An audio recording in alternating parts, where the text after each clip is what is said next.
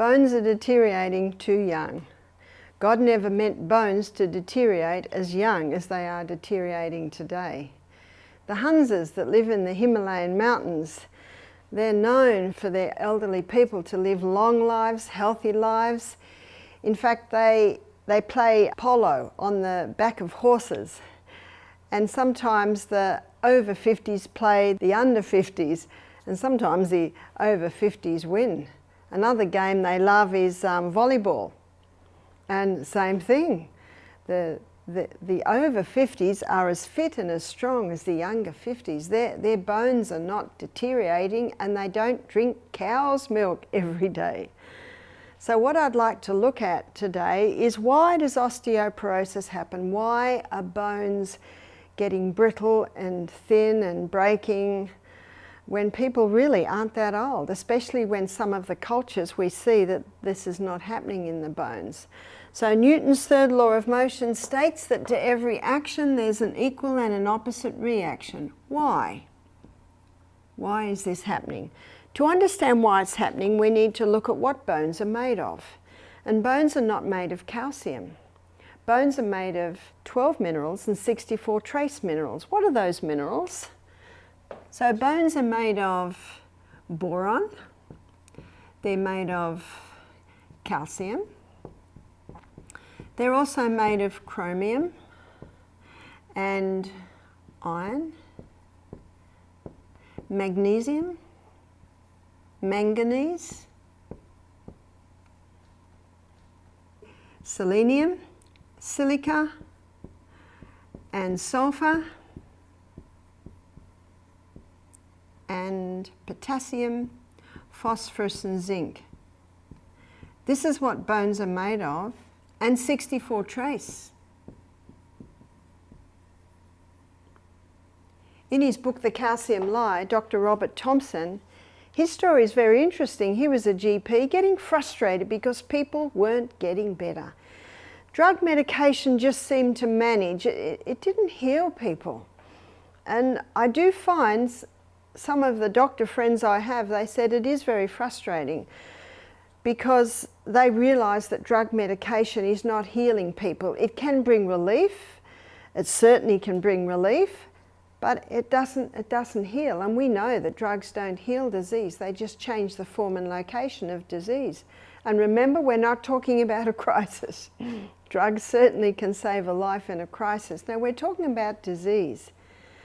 So Dr. Robert Thompson was very challenged by this. He was thinking of changing professions, but 7 years is a long time and a lot of money to just throw it away. So he did a nutrition course. And when he studied nutrition, his eyes were opened. He said in his book, we learn this in med school, but it's sort of just touched on lightly. And I don't really agree with the way exams happen today. It's like cramming the information in just to basically produce it in an exam. No, bones are not made of calcium. They're made of 64 trace minerals and 12 main minerals. And Dr. Robert Thompson, in his book, he says he thinks the clearest indicator of a creator God is seawater, because seawater is the exact same mineral balance and proportion as is found in the bones, in the tissues, in the blood. It's called an isotonic solution because it's the same mineral balance and proportion as is found in the blood. So we're going to make a list of what bones need. And I'd encourage everyone to get the book The Calcium Lie, because he really opens your eyes on what the body's made of and what it needs. So it's not rocket science that that's what bones need, right there. So where are we going to find that? We will find it in Celtic salt. Yes, the good news is you don't have to drink seawater. There's no need to drink seawater, and we don't want to drink seawater. It's not very nice. Doesn't it make you go mad? Well, in the sailor's manual, they are told that if they get shipwrecked, to start sipping water straight away, and that, the seawater, and that will keep them alive for many days. But if they don't drink any seawater for 3 days, then drink a whole cup, it causes a massive imbalance in the body because they are now dehydrated and this mineral rich concentration has just come in, yes, that will cause them to go mad. So little by little, it can keep them alive. And did you know that in the war, the Navy used to transfuse with seawater? So the Celtic salt. Seawater has 92 minerals, Celtic salt has 82 minerals. What about the Himalayan salt? The Himalayan salt is fairly close at 75 minerals, but personally I like the Celtic salt. It's a very moist salt, and it's a moist salt because it has 3 magnesiums in it, and magnesium is a water-hungry molecule, so it basically draws the moisture into it. So we will find this in Celtic salt. Dr. Robert Thompson says at crystal of Celtic salt on your tongue, give it a little chew before every glass of water. What it does is replace the minerals you lost yesterday. Where do we lose the minerals? We lose the minerals when we perspire. We lose the minerals when we cry. We lose the minerals every time we urinate, every time we go to the bathroom. So the waste that's coming out of the body is all salty. And I think we know that, so we need to replace those minerals. Certainly put it on your potatoes, but what about if you've got high blood pressure? Shouldn't you stop salt? You should stop sodium chloride. Sodium chloride, that's what table salt's made out of. It's only 2 minerals. And of the 92 minerals in seawater, 30% is sodium, 50% is chloride. So the first crystals formed are sodium chloride. So what man does is he scoops that up, bleaches it white, puts aluminium with it, and there's your table salt. Table salt is an imbalanced salt. Table salt will cause an imbalance, especially in and out of the cell. That causes the blood pressure to rise. We need to take salt into our body the way it was found in nature, which of course is with all of its minerals. The other place you'll find minerals in that balance is dark green leafy vegetables. And if you don't eat dark green leafy vegetables every day, you really should be having a dose of green barley, or barley greens, or super greens, or even chlorophyll. Personally, I'd rather eat a great big green salad every day. I've got some good news too. When you cook your greens, you don't lose the minerals. You will lose them if you throw the water away, so make sure you keep that water. I like to use waterless cooking. I put my vegetables in the pot in the tiniest little bit of water on a low heat. You need a nice heavy bottomed saucepan, and keep the lid on, and you create a little oven in there. And by the time the vegetables are cooked, there is no water left. That's what I like to use. If there is a little bit of water left, save it and put it into your lentils, put it into another dish, because there's your minerals. So make sure you keep those minerals.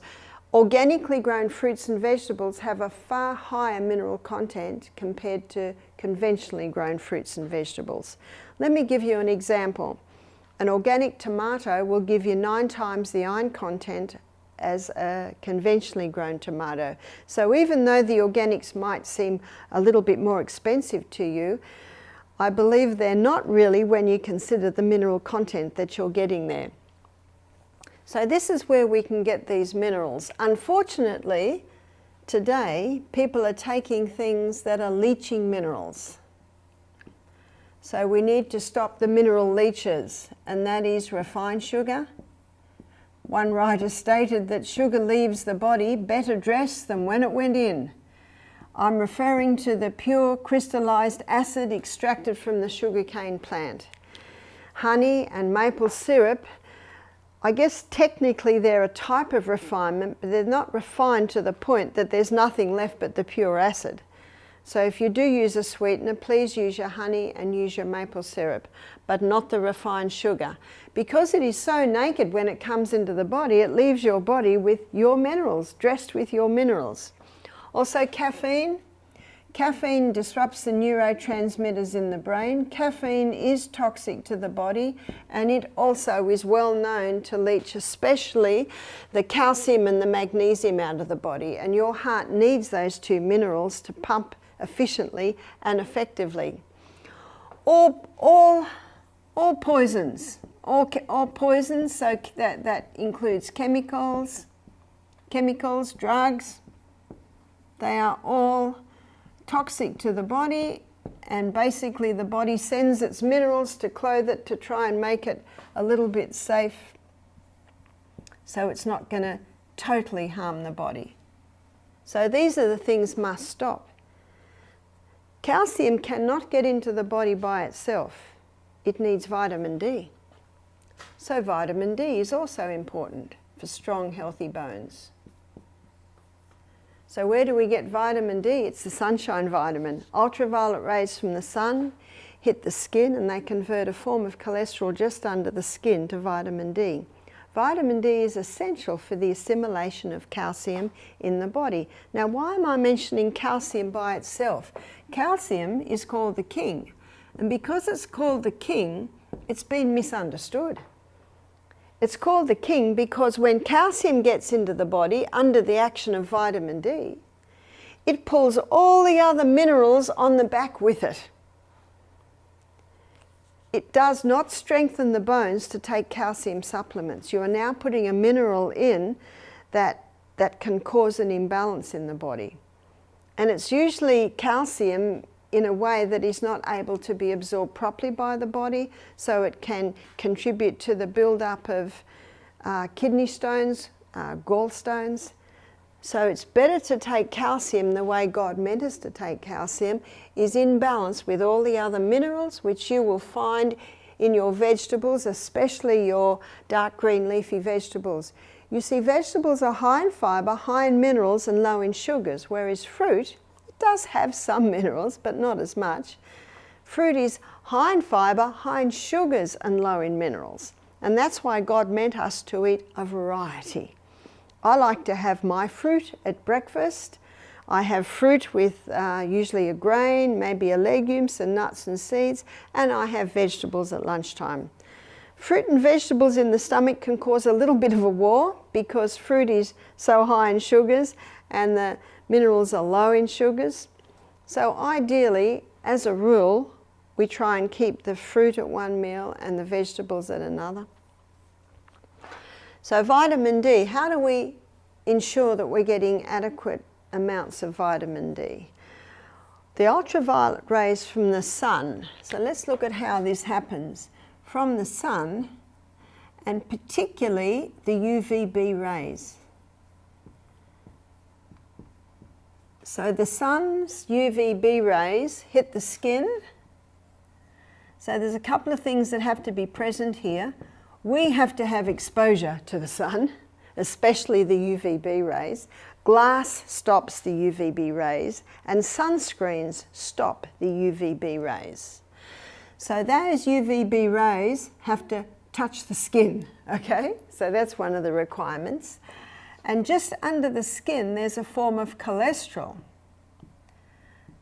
And this form of cholesterol is what the body uses to convert to vitamin D. So here's another thing that must be present, and that is good amounts of cholesterol. If someone's on cholesterol-lowering medication, they can have a deficiency in cholesterol and maybe not be able to make adequate vitamin D. What should our cholesterol levels be? They should be about probably between 190 and 300. One lady said, no, Barbara, the doctor said my cholesterol levels are 240 and that's dangerous. I said, well, it's not quite right. 40 years ago, if you had a cholesterol level 300 or under, that was perfectly safe. They dropped the levels to try and prevent heart disease, but it's made no difference at all. And the people that are put on cholesterol-lowering medication, it's not helping either. Heart disease is still the #1 killer. And the side effects of cholesterol-lowering medication are Alzheimer's, dementia, muscle wasting, memory loss, and they've just added another one, and that's breast cancer, because our sex hormones are made from cholesterol. No wonder Dr. Malcolm Kendrick, in his book, The Great Cholesterol Con, no wonder he said for the first time normal levels of a normal vital body substance is being called a disease. That's cholesterol. If you read that book, he is scathing on this theory. We need the cholesterol. You see what he called it? A vital body substance. We need it to make our sex hormones. We need it to be able to make vitamin D. Our brain needs it. It protects our cells against environmental poisons. We need it. So what has to be present? We have to have exposure to our skin has to have exposure to the sun, particularly the UVB rays, and we also have to have adequate amounts of cholesterol in our body to make the vitamin D. If we don't have adequate vitamin D in our body can't utilize and absorb the calcium and all the other minerals. So here's another reason why bones are deteriorating, not only because people aren't having the minerals, not only because people are taking things that are leaching the minerals, but they're vitamin D deficient. So how do we get the vitamin D? We go out in the sunshine. But remember this, if you have a shower and wash your body with soap and go out and lay in the sun, you won't get vitamin D because we need to have that oil developed on the skin. So if you have a shower, you need about 2 hours before the oils start to develop on the skin. And once you've had exposure to the sun, don't go and have a shower and wash yourself with soap because it takes approximately 2 hours for that skin to develop the vitamin D. Now it's quite okay to be lying at the beach and get up and dive in the sea and come out because you're not washing with soap. So that's perfectly fine. So how long should we be out in the sun? Well, depends on your skin and depends on the country you're in and depends on the time of day. I've got white skin, so I have to be cautious. So when Michael and I had a holiday in Cairns recently, Cairns is right at the top of Australia, I laid out by the pool every day and I had my watch. 15 minutes front, 15 minutes back, under the umbrella. Because if I stayed out any longer than that, my skin would burn. I did it morning and I did it night. We're on holidays, so we were able to do this. Within 5 days, I had a very nice tan. And now that I had a tan, we could go out into the sun a little bit longer. My tan was a UVB tan. And that UVB tan is protective, and that's the healing tan, and that's the tan that lasts. Now in Australia, all the white ladies want to have tan skin, so they go to the tanning salon and they go under these lights. But what they're getting is a UVA tan, and that UVA tan does not last as long as the UVB tan. But the sunscreens block the UVB rays. Notice what I did. I didn't use sunscreen at all. Why not? Well, I have read what's on the packet, and there's a lot of chemicals in there. For instance, zinc oxide is not toxic, but when they make it into nanoparticles, it becomes toxic. Now it gets through the blood-brain barrier. In fact, that's one of the reasons, one of the big contributing factors that Australia's losing its Great Barrier Reef. My son was with a guide up Airlie Beach, that's right up the top of Australia, going out to see the Great Barrier Reef. And the man who does the tours, riding the boat, my son was talking to him, and he told my son, he said, it's the sunscreens. People are putting so many sunscreens on, it's getting into the water. Those nanoparticles are getting into the marine life and destroying it. It's not the only factor, but it certainly is a contributing factor. So I'm not interested in putting those on my skin. I also know that my skin does 3 things. It absorbs anything I put on it, it will absorb, and it will go through to the blood. It also breathes, so I want my skin to breathe, but my skin also is throwing off waste. So I'm cautious as to what I put on my skin. I'm cautious as to the clothes I put on my skin, that they are natural fibre, because my skin is absorbing. When I used to take my children to the beach when they were little, they all had to have 4 hats, 4 t-shirts and 4 pairs of shorts. Right at the beginning of the day, they could run around without their t-shirt on when the sun wasn't so strong. But by 10 o'clock, they're putting a t-shirt on. And when it got all wet and heavy, then they'd put another one on. But of course, today you've got rashy shirts. But I say to parents, let your children have some sun early morning and late afternoon, because if they constantly have rashy shirts on, it's going, well, obviously no UVB rays can get through there, but also remember we need the UVB rays to get our vitamin D. So be wise with the sun. If you've got dark skin, you need a lot more sun. Very dark skin needs 10 times the exposure to sun that I need. Our exercise coordinator, Howard, he's Dutch Indonesian and his wife is English Samoan. They've got 2 boys, so they have dark skin from both sides. It's not really, really dark, it's probably mid-dark. Well, they mow the lawn with no shirt on and they've got these most beautiful golden tan skins. That tan gives a protection against the sun. Well, what about skin cancer? Well, we've been living under the sun for thousands and thousands of years. Skin cancer only really appeared when people started being exposed to chemicals. Absolutely, if you burn your skin 6 to 10 times in your lifetime, you can double your risk of skin cancer. Burning the skin damages the skin, absolutely. So if you're going to be out in the sun for long periods, please wear a hat and please cover with long thin cotton shirts, long thin skirt or long skin pants. But you have to protect that skin against being burnt when the sun is in the highest part of the day. That's when it's the hottest and it's actually the most uncomfortable to be out there. That's common sense. So that's what we need to get our vitamin D. If vitamin D levels are low, that person may need to take a vitamin D supplement initially to get it up.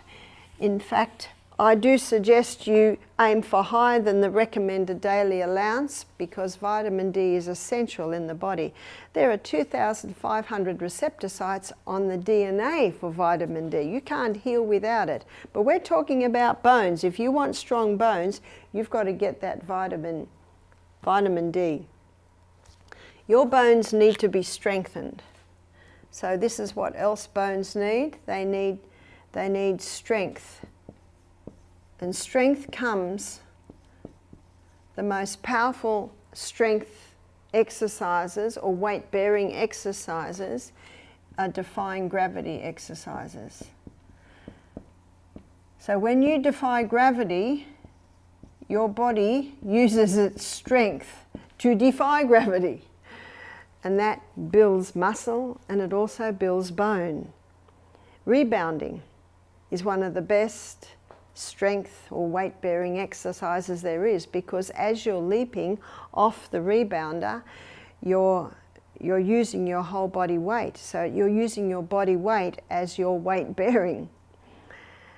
And the beauty of the rebounder is there's no jarring. So when you hit the mat, there's no jarring. You get a bounce and up you go again. So constantly, when you're bouncing on that mat, your muscles, your bones, in fact every single part of your body, nothing is exempt by the effect of the rebounder. So we should be doing weight-bearing exercises. For your biceps, you jump with your palms down. For your triceps, you jump with your arms up. So not only your muscles, but your bones are strengthened by the rebounding. So rebounding every day, in fact no day should be exempt. I endeavour to exercise every single day. And the beauty of the rebounder, it's in your lounge room, so rain, hail or shine outside, you can still be rebounding, doing your strength exercises. Bones get strong through use. What's also important, and this one might surprise you, is balanced hormones. There are many people today with an imbalance in their hormones. And there is a reason for this. Why would the hormones be out of balance? In fact, you can Google my name and hormones and you'll get the whole presentation of it. So I'll just give you a quick summary now to show the role that it plays in osteoporosis. Things like plastics, glyphosate, environmental poisons, contraceptive pill is one of the worst. What they do is they cause a disruption to the hormones. Another one is plastics. These are all have estrogens in them. and they cause the estrogen levels in the body to rise. Now there are two hormones in the body. One is progesterone, and it's the precursor, or the king, and it balances all the other hormones, one being estrogen. And when estrogen goes high, it displaces progesterone and causes progesterone to come down low. And progesterone is the hormone that boosts bone building cells. Those bone building cells are called osteoblast cells. Osteo, bone, blast is new. So it's the osteoblast cells that are building new bone. And when progesterone's displaced, that person has lost their hormone that's going to boost their bone building cells. So it's important to balance the hormones. In my hormone lecture, I talk about the Anna's Wild Yam Cream. The Anna's Wild Yam Cream is an Australian cream, but it is sold in the US. I know that Eden Valley Health Retreat and also Living Springs Health Retreat both sell the Anna's Yam Cream. This cream, when it's applied to the skin, it stimulates the pathways in our bodies that our bodies use to make progesterone. So when that progesterone starts to rise, it automatically brings all the other hormones where they should be, which is good news. So progesterone is the hormone that stimulates bone building cells. We are subject today to so many environment poisons that are disrupting the hormones. Plastics, the herbicide glyphosate or Roundup, and if you're not eating organic food, you can just be about assured that the food you're eating has been tainted with that. Even the clothes that we're wearing, so the chemical clothes really are made out of polyester, nylon and acrylic, especially ladies.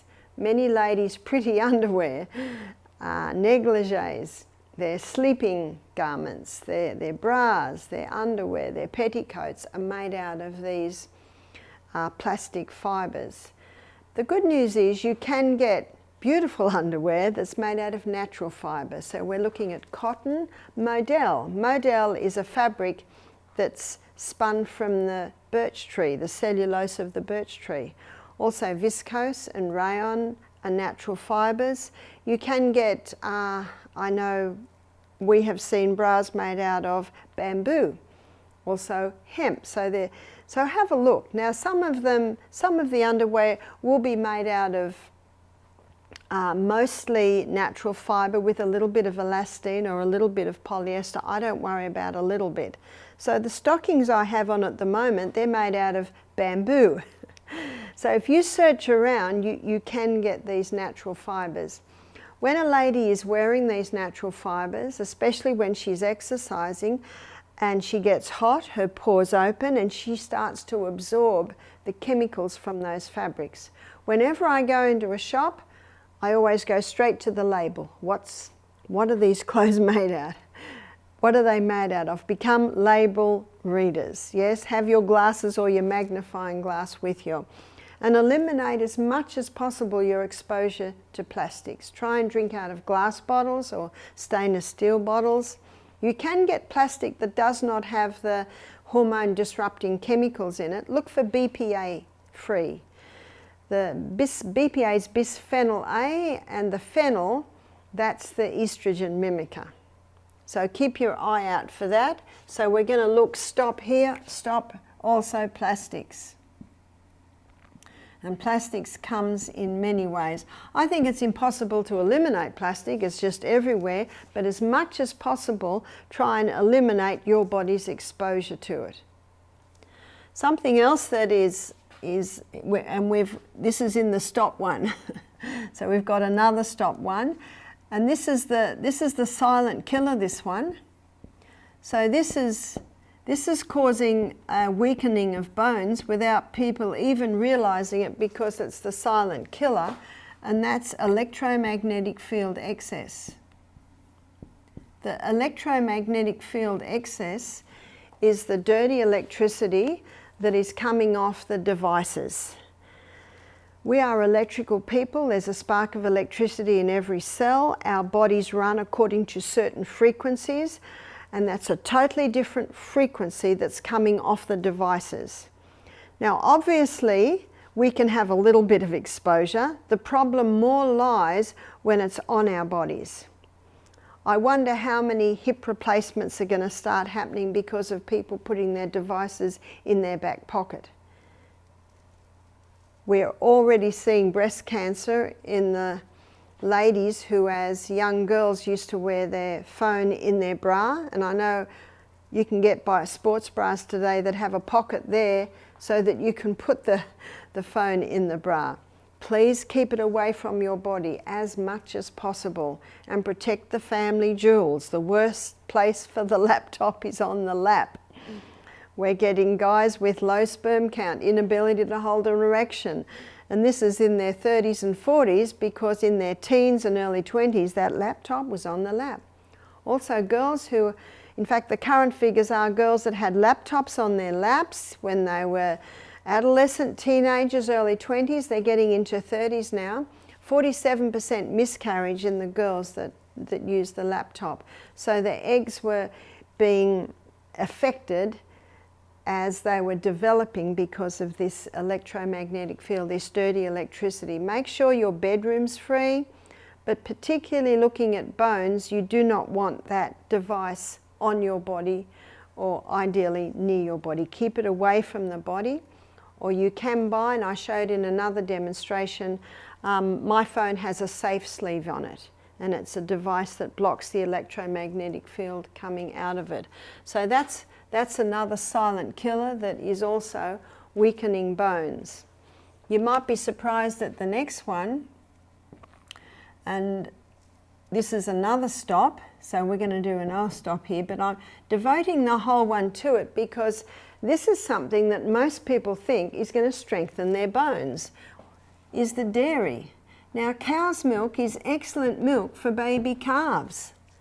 That's it, baby calves. But you look at the size of the cow's bones, and the cow's not getting its calcium from milk.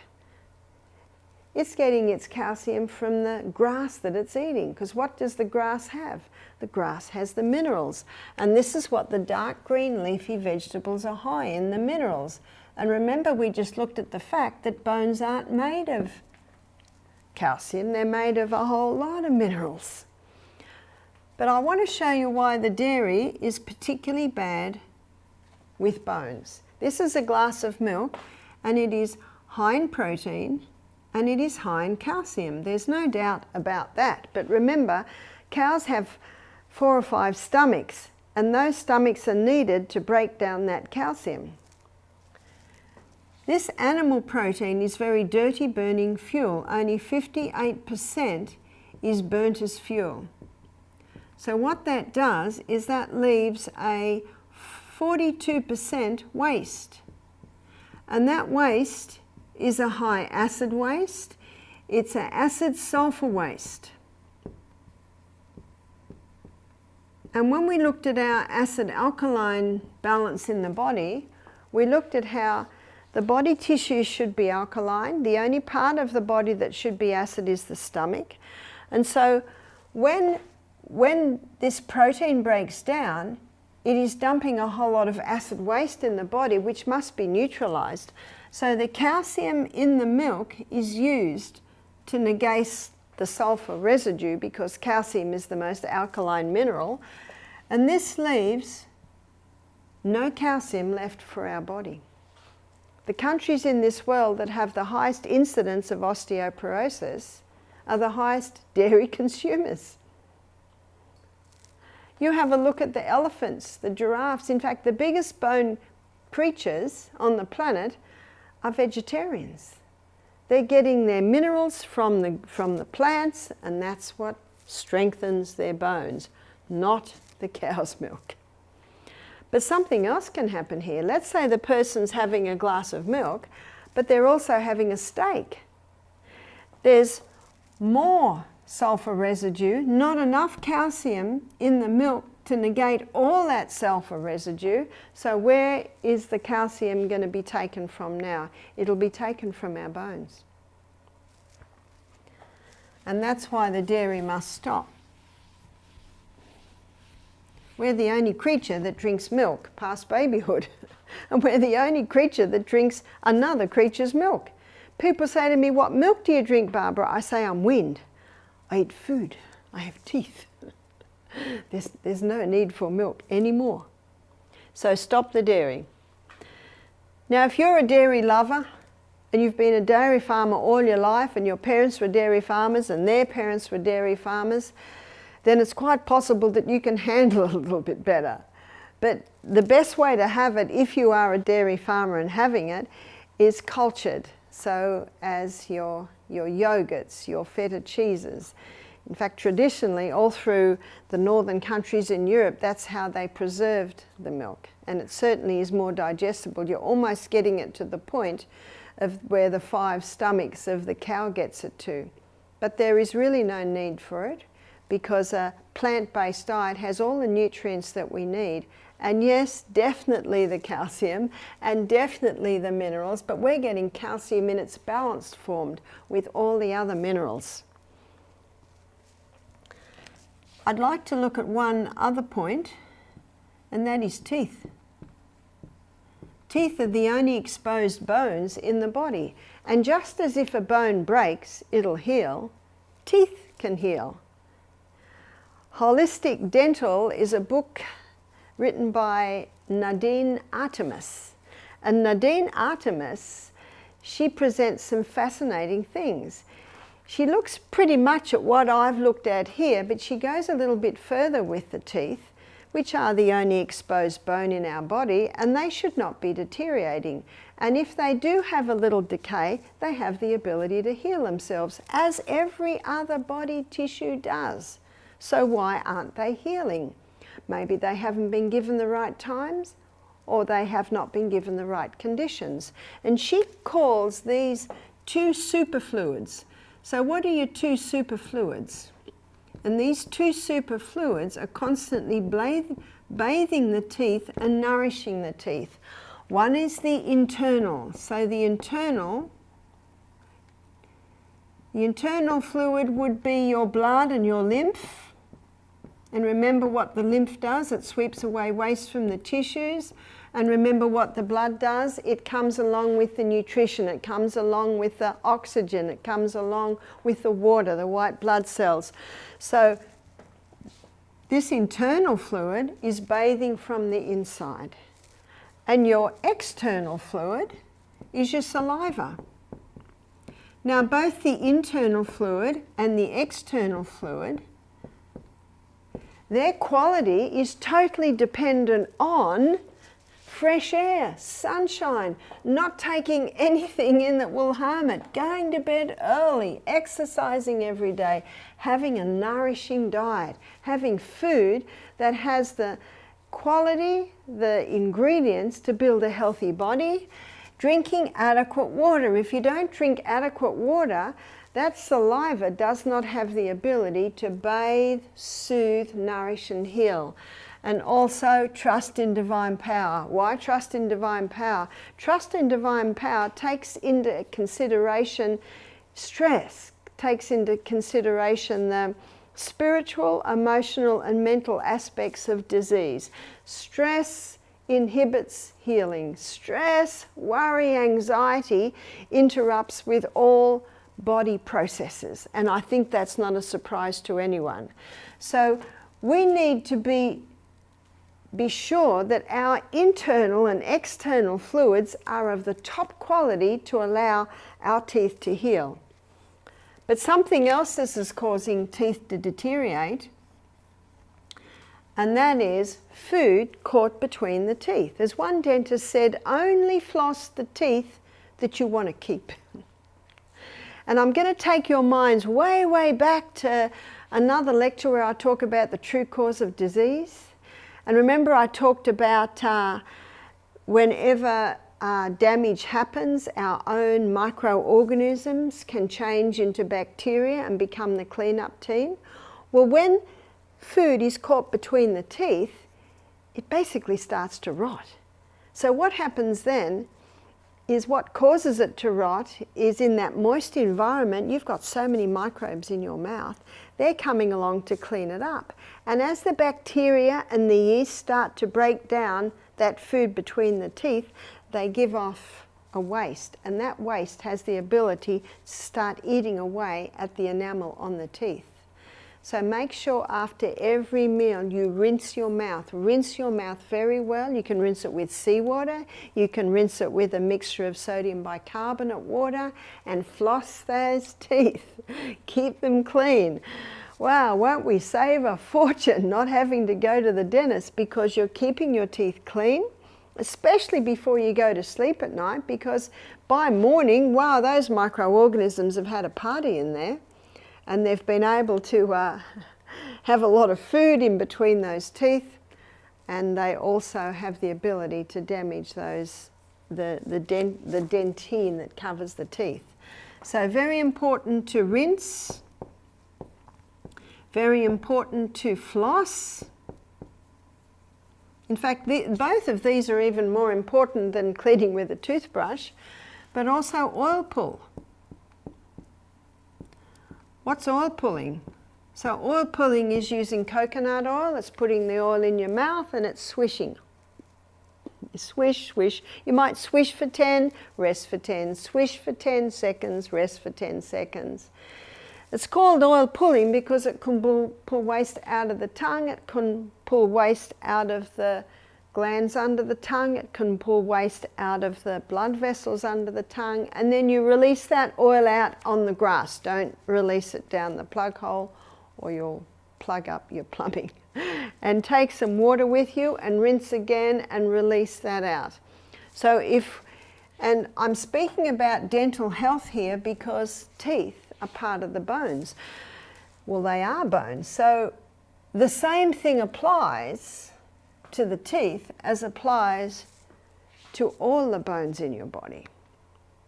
Teeth should not be deteriorating, and it's expensive business, dentistry, isn't it? And remember, if you have a little bit of decay, then it's important that you rinse and floss after every meal, that you oil pull maybe a couple of times a day.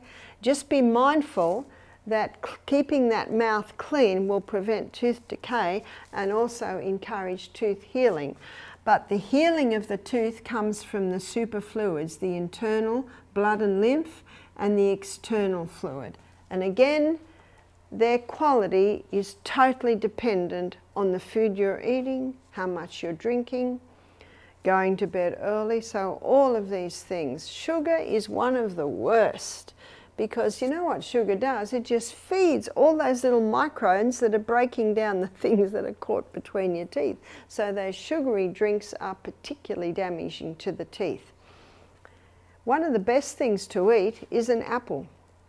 Your teeth and your mouth need crunchy things. So with a refined diet today, there's hardly any crunch, have you noticed? But apples require you to crunch, and when you crunch, that is strengthening the teeth, it is strengthening the jaws, it is strengthening the gums. No wonder the old saying says an apple a day keeps the doctor away. So get used to crunchy things. Every day we should have salad. So at lunchtime we always have a salad. Celery is particularly good, and carrots at crunching in the mouth. Children love raw carrots. Cucumbers, all of those crunchy foods, they're strengthening the gums, strengthening the teeth, and they are also strengthening the jaws. This explains why breastfeeding is so important for children, because for babies, because when babies breastfeed, it takes a lot of work to get the milk out of the breast, but that hard work that the baby does, it strengthens the jaw. It causes the roof of the mouth to form properly with that tongue pressing against it, and it gets that jaw ready for the teeth to come through. So when you look after your bones, you are also looking after your teeth.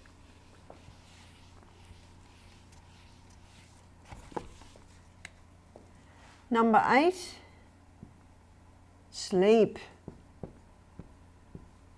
We need 8 hours every night. When we have 8 hours every night while we're sleeping, there's a cleansing happening, there's a filing system happening, there's a consolidation of all the things that we learnt through the day is happening. Sleep is of vital importance. It is underestimated in our fast society today, with most people being kept away by the devices till late at night. Please ensure that you go to sleep early every night. And those vital fluids needed for the cleansing and the renewing of the teeth, we must be having 8 to 10 glasses of water a day. 8 to 10 glasses of water in the 24-hour period ensures that your bones are getting everything they need, your teeth are getting bathed from the inside and out, and really all our bones are getting bathed by the blood and the lymph as well. So it's of the absolute importance that we be having 8 to 10 glasses of water every day. It must be pure water, best taken in little by little by little, and remember, before every glass of water have that little crystal of Celtic salt. When these basic principles are implemented, it will ensure us that we have strong bones. If we don't have strong bones, this is how you can get strong bones. If you've already got strong bones, you will keep your strong bones. So please do what you've got to do to keep those bones strong.